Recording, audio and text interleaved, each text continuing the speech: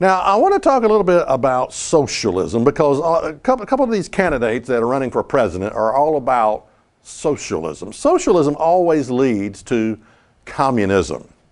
On my Facebook, my personal Facebook page, I just look it up, David Freeman, I have a list of 80 failed socialist governments that failed.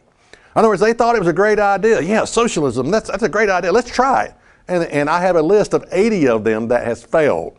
Socialism always turns into communism. There's not a lot of difference between the two, by the way. Now, Hillary, be sure and check that out on Facebook because you need to get educated in this area and understand there are bukus of countries that have tried socialism and they failed miserably. Now, Hillary is a progressive, and that sort of means that you're gradually advancing towards socialism. Bernie, on the other hand, is just a socialist. He comes out and admits it. At least he's honest in that sense that he tells people that's what he believes in. But, you know, if either one of these clowns get into the White House, it will be the end of America, of the America that we know and love that was built on freedom. You can just put that in your pipe and smoke it. I mean, it will be the end of the America that we all know and love if either one of these Hillary or Bernie gets into the White House. Now, am I saying, okay, I'm a Donald Trump fan? Look, I'm not for or against Donald Trump. I simply choose the lesser of two evils. I look at each candidate and I say, okay, this one's for socialism, which will ultimately lead to communism, and this one is not. So that's how I vote. I choose the lesser of two evils.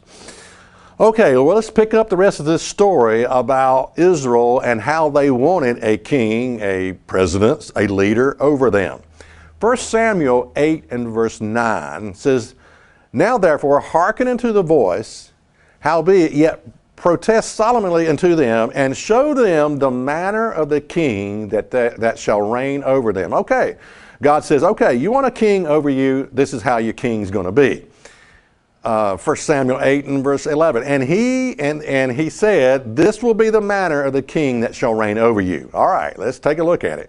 "He will take your sons and appoint them for himself, for his chariots, and to be his horsemen, and some shall run before his chariots." Now, what this is referring to is, in other words, your king is going to draft your sons and your daughters, and some of them are going to get killed in war. This is what this is talking about. Now, up until this point, they had depended on God for their protection. God would fight their battles for them. Now, the transition is made, they're going to depend on their king to fight their battles for them. So you see the loss of trust in God, the lack of trust in God. Before we had depended on God to win our battles, now we're going to depend on our own might, our own power, our own strength. We're going to depend on the king to fight our battles for us. 1 Samuel 8 and verse 14, "And he will take your fields and your vineyards and your olive yards, even the best of them, and give them to his servants." Oh yeah. Oh yeah. Do you realize that you never really own anything? Because, you know, your property, your farm, your barns, your houses, or whatever, because if you don't pay your property taxes, they will take it away from you. So you never really own anything, even though your house has been paid for 20 years and you're headed toward retirement. You know, if you don't pay your property tax, all that can be taken away from you. So you never really own anything.